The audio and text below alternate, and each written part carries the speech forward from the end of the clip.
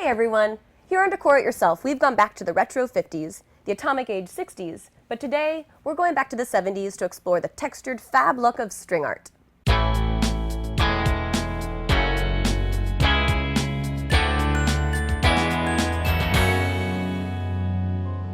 For your 1970s string art piece, you'll need a wooden board. Find the exact middle of your board and put a tack in the end of your tape measure and tack it to that point. Our radius is 7 1/8 of an inch. Use that measurement as a guide to draw your circle with a pencil. Mark points that are 3/8 of an inch apart all the way around the circle. Then hammer little nails into each mark. Now take out some yarn or string and tie the end of your yarn to one of the nails. Determine how wide you want your circle.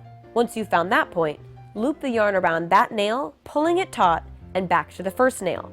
When pulling the yarn back to the first nail, make sure that it comes to the opposite side. And then loop it over the second nail to the left. Now stretch it across to the right of the opposite nail and loop it back, doing the same process. Repeat this over and over again, making sure to push your yarn loops down to the baseboard.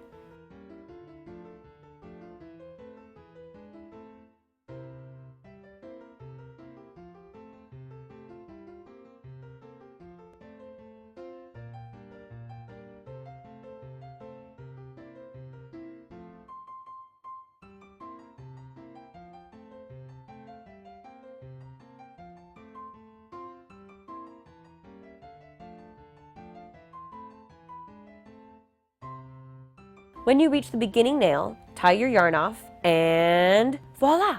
You've made your very first piece of string art. I also made the Starburst string art piece in mustard and hues of blue. You can find the template for this design on the Threadbanger blog.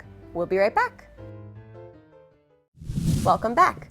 I saw an inspiring op art string design on Apartment Therapy that I would love to learn how to make someday.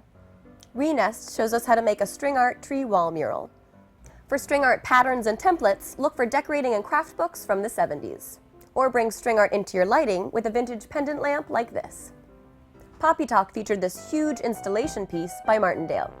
If you want another DIY video of how to make string art, let Jesse Spano and Todd Oldham show you how it's done in this cool video. But my all-time favorite string art design is this sunset couple I saw on eBay. Coveted piece! Thank you for joining me as I did my decor time travel back to the 70s. What 70s pieces do you have in your home?